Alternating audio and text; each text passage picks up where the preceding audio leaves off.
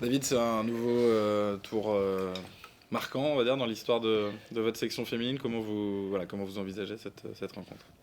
Bah, c'est une nouvelle étape encore. Ce qui est bien dans un projet qui est récent, avec 5 ans de la section féminine, 3 ans avec les seniors, c'est que c'est pas facile de marquer l'histoire, mais en fait on est au début, donc on peut passer étape par étape. On s'est dit qu'on pouvait passer une étape contre Guingamp, on l'a fait. On voulait passer une étape supérieure contre le Red Star, et aujourd'hui on est en 16e contre Fleury. Donc voilà, on fait que de passer les étapes, on marque l'histoire du club.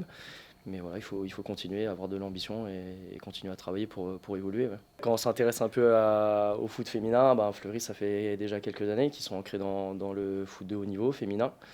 Certes, il y a de plus en plus de clubs professionnels en D1 Arkema et en seconde ligue, mais aujourd'hui, elles sont cinquième, voire quatrième avec l'histoire du PSG là. Oui, c'est vrai. Ouais, aujourd'hui, elles sont bien ancrées au haut niveau, elles mettent les moyens. J'ai vu qu'elles avaient des ambitions aussi, que le club avait des ambitions de jouer la Ligue des Champions. Donc voilà, c'est une autre dimension. Et voilà, aujourd'hui, elles sont présentes en championnat et c'est complètement différent de nous aujourd'hui. Ouais. Il n'y a pas beaucoup de joueuses dans le groupe qui ont vécu de si gros matchs dans leur carrière. En termes de prise d'expérience, ça va être hyper intéressant. Ouais, il y a quelques joueuses qui en ont vécu dans leur club. Je pense à Brikini, il y a quelques années, on jouait le PSG en 16e aussi de finale.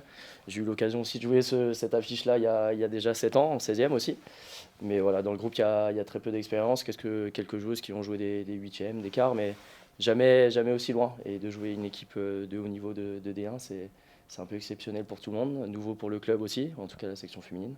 Donc on va découvrir ça, mais il faut pas avoir peur, il faut jouer avec ambition. Le timing est particulier aussi parce qu'on recommence après une trêve. Il y a eu les vacances de Noël où je pense que tout le monde a besoin de profiter de ces vacances-là pour bien repartir sur la seconde partie de saison. Fleury joue le top 4 en D1. Elles ne peuvent pas perdre de points non plus. Là, il y a Nantes qui est juste devant, des équipes qui sont juste derrière elles. Donc voilà, je sais qu'elles enchaînent Le Havre mercredi prochain. Elles jouent l'OM dans une semaine. Donc voilà, je pense qu'elles ont besoin aussi de se lancer, comme nous, dans la seconde partie de saison.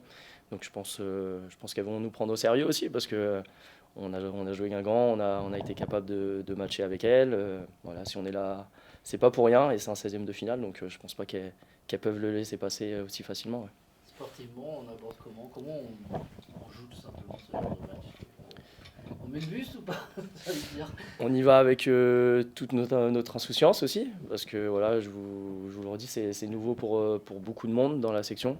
On a envie de le vivre au maximum. On l'a bien préparé comme les autres matchs de Coupe de France, mais aussi matchs de championnat.